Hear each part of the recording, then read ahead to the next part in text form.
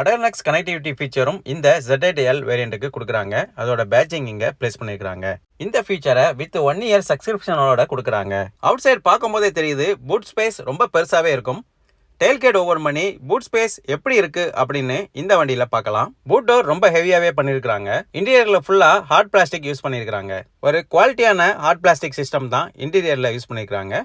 டோரை ஹோல்ட் பண்றதுக்கு ஒரு அப்சார்பரும் லிங்க் பண்ணிருக்காங்க.